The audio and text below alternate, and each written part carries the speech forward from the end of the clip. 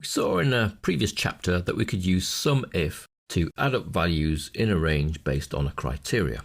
But what you would not have been able to do with SUMIF is add up a range based on criteria in more than one column. So we could actually question the value in one column and the value in another column before doing any sums. So taking the employees file over here on the right, if we wanted to sum up the total salary for everybody who was single and works in the sales department, then a SUMIF would not be able to do that for us, because it would be able to do some of the total of people that were single, some of the total of people who worked in the sales department, but not the double criteria.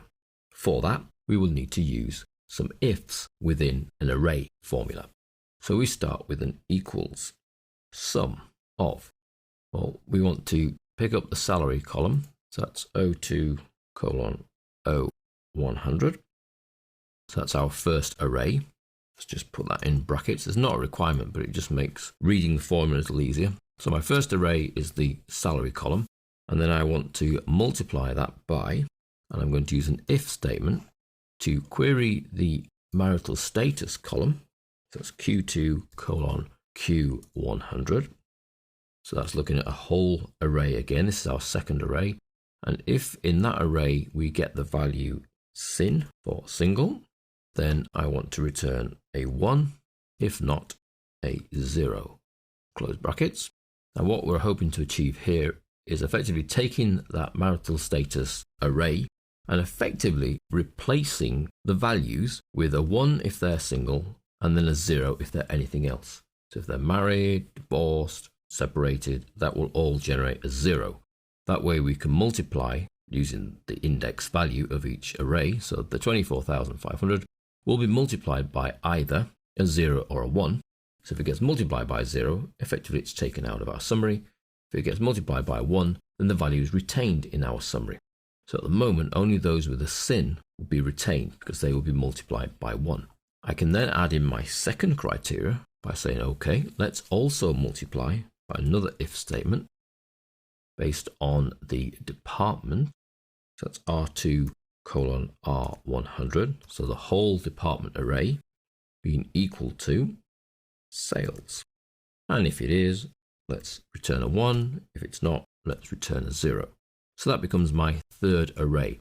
So effectively I'm making 3 arrays, 3 lists, and multiplying them by each other, but only on their relative index. So it will be the first line gets multiplied across, the second line gets multiplied across, the third line gets multiplied across, etc. Here where we have text values, we're replacing those text values by either a 1 or a 0 based on our criteria. And we're using an if to check the criteria in each of those 2 arrays. So I then close my round bracket for my sum function. If I just press return as it stands, then I get a 0. If I go back in and do Control Shift return, so that becomes an array function, then I get a total. So each of my sections of the formula are now 3 separate arrays that are multiplied across to give me a grand total of 375,530. That's the total salary bill for people who are single and work in the sales department.